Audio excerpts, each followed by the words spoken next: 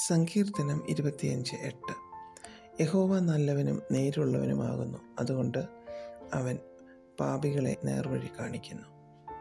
നേരായ ഒരു വ്യക്തിക്ക് മാത്രമേ മറ്റുള്ളവരോട് നേരായ രീതിയിൽ ഇടപെടാൻ സാധിക്കൂ. നല്ലവർക്ക് മാത്രമേ മറ്റുള്ളവരോട് നല്ല രീതിയിൽ ഇടപെടാൻ സാധിക്കൂ. അല്ലാത്തവരുടെ ചിരിക്കുന്ന മുഖത്തിന് പിന്നിൽ ചതിയുടെ ഒരു മനസ്സുണ്ടായിരിക്കും. സർവശക്തനായ ദൈവത്തിൻ്റെ ഏകലക്ഷ്യം പാപികളെ മാനസാന്തരത്തിലേക്ക് നയിക്കുക, ദൈവരാജ്യത്തിന് അവകാശികളാക്കുക എന്നത് മാത്രമാണ്.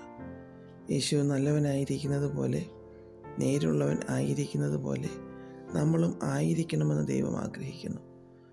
കൊലപാതകം ചെയ്യുന്നതും മോഷ്ടിക്കുന്നതുമൊക്കെ പാപമായിരിക്കുന്നത് പോലെ പകയും പിണക്കവും അസൂയയും മദ്യപാനവും ഒക്കെ പാപം തന്നെയാണ്. അതുകൊണ്ട് നമ്മുടെ ജീവിതത്തിലെ കുറവിനെ കണ്ടെത്തി ദൈവസന്നിധിയിൽ അത് സമർപ്പിക്കാം.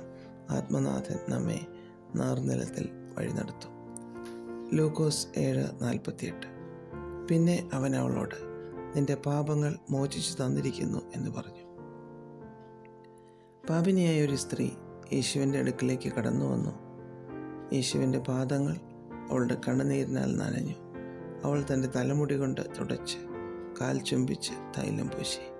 യേശുവിൻ്റെ സാന്നിധ്യം അവളിൽ പാപബോധമുളവാക്കി. ദൈവസാന്നിധ്യം അവളെ മാനസാന്തരത്തിലേക്ക് നയിച്ചു. അവൾ കർത്താവിൻ്റെ കാൽക്കലിരുന്ന് കണ്ണുനീർ വാർക്കാൻ തുടങ്ങി. നമ്മുടെയും ജീവിതത്തിൽ നമുക്ക് പാപബോധവും മാനസാന്തരവും ഒക്കെ നൽകുന്നത് ദൈവസാന്നിധ്യമാണ്. ദൈവാത്മാവിനും വചനത്തിനും ഒന്നും ചെവി കൊടുക്കാതെ നടക്കുന്ന ഒരു വ്യക്തിക്ക് മാനസാന്തരത്തിലേക്ക് കടക്കുവാൻ കഴിയുന്നില്ല. മാനസാന്തരത്തിലേക്ക് നടക്കുന്ന ഒരു വ്യക്തിക്ക് മാത്രമേ നേരായ വഴി കാണിക്കുന്ന, വഴിയും സത്യവും ജീവനുമായ യേശുവിനെ പിൻപറ്റാൻ സാധിക്കൂ. അതുകൊണ്ട് നല്ലവനായ യേശുവിൻ്റെ നേരായ പാതയിൽ പാപം മോചിക്കപ്പെട്ടവരായി നമുക്ക് ജീവിക്കാം. പ്രാർത്ഥിക്കാം. പ്രിയ കർത്താവേ, ഞങ്ങളുടെ പാപങ്ങളെ മോചിക്കണമേ. യേശു ക്രിസ്തുവിൻ്റെ നാമത്തിൽ ആമേൻ. God bless us all.